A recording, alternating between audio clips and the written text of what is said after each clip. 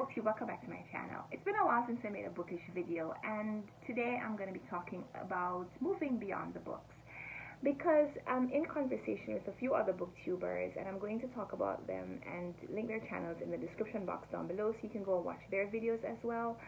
But this video and this series of videos started from a conversation with Sarah from Hardcover Hearts, and other participants are Alba from Seriala and Brian from Bookish, and eventually we hope that other booktubers will also join in. This conversation started because, in the past few months here in the United States, but really across the world, in the last few months there's been a lot of discussion about things that we think are wrong with our society and how we want our society to change.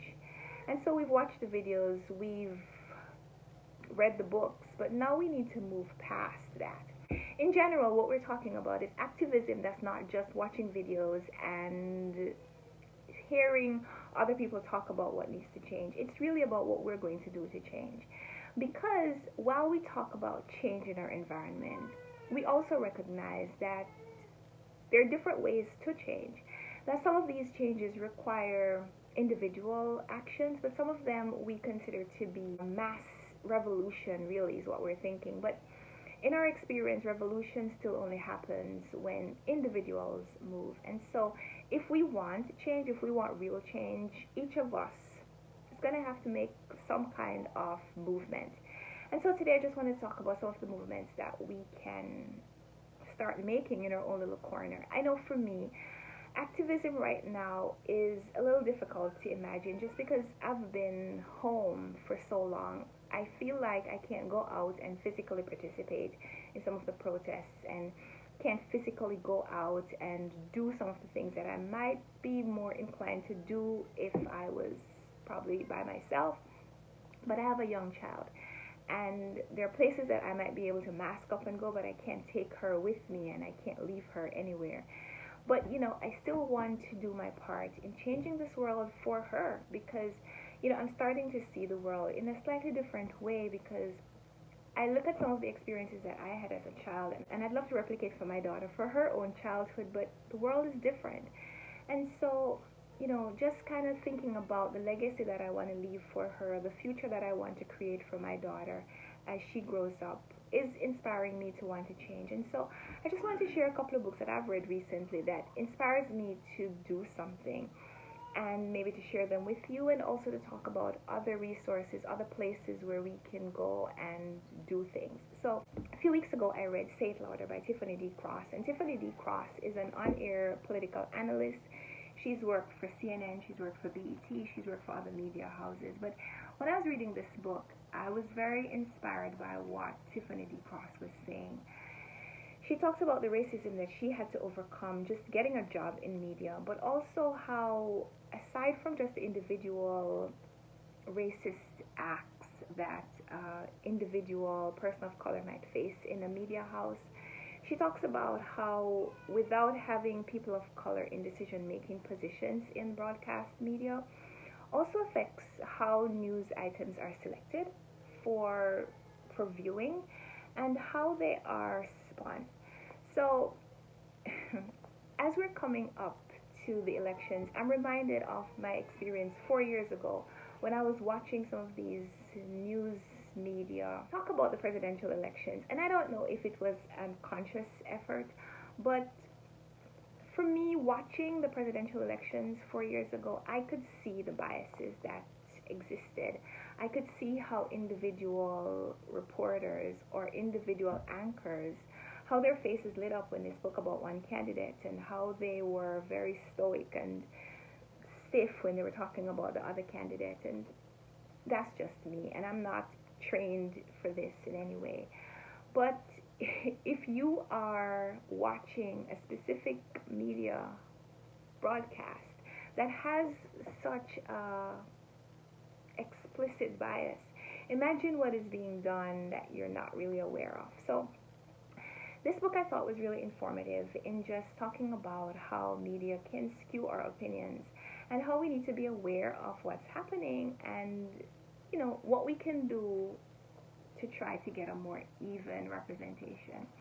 Another book that I think is very interesting to read right about now is Carol Anderson's One Person, No Vote. And in this one, this Carol Anderson, she's a professor at Emory University. This is Carol Anderson right here, and the subtitle for this one is How Voter Suppression is Destroying Our Democracy. And in this one, Carol Anderson talks about the policies that have been put in place to impede Black American voters for decades, and how important it is to recognize what is happening and to do your part in trying to overcome those obstacles.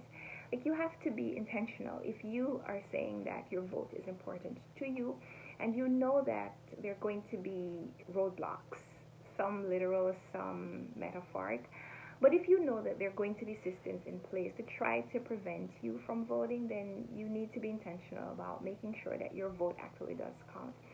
And so while these two books are talking about voting here in the United States, because this is the target demographic for these books, it's important that you exercise your democratic right to vote wherever you are. The presidential elections are coming up here in the United States, but in Jamaica, where I'm from, there are general elections tomorrow, September 3rd. And so if there is someone watching this video from Jamaica, then I want to encourage you to also go out and exercise your right to vote.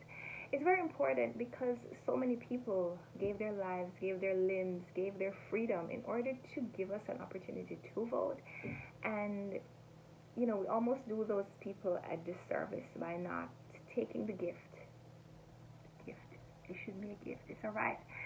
But, if we don't exercise it, is it either a gift or a right? So, I want to use this opportunity to encourage everyone who can to go out and vote or submit your ballot, absentee ballot here in the United States if you can. But whether you're able to cast a ballot or not, there are things that you can do to support your candidate of choice. It is very important that you go and find out which candidate is supporting the issues that are important to you, and go and find a way where you can support them. If you can't cast a ballot, if you're out of the country, or you're not able to register to vote because of one reason or another, there are other things that you can do to support your candidate.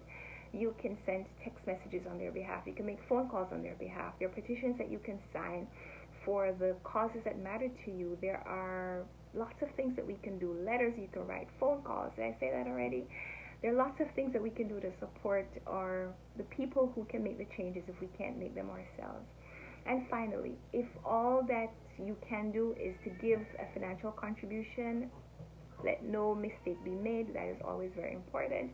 So if you can contribute $5 or $10 or $500, then go ahead and support the people who can make the changes that are important to you. And so that's what I wanted to share today. I'm also going to link down below the 3 videos that Sarah and Brian and Alba have already made. And if you haven't already watched those videos, go ahead and go check them out. And as you're reading, as you're thinking about books that you have read that have talked about changes that need to be made in this country, think about how you can make those changes on a personal level, or if they are changes that are going to be made by a mass, by the leaders of a country, the leaders of a democracy, then think about how you can support those candidates. And so that's what I want to talk about here today. I'm going to be back soon with another bookish video where I talk a little bit more about the books that I've read or books that I will be reading in the future. But for now, just wanted to say, let's move beyond the books. Let's start doing the things that we say matter to us.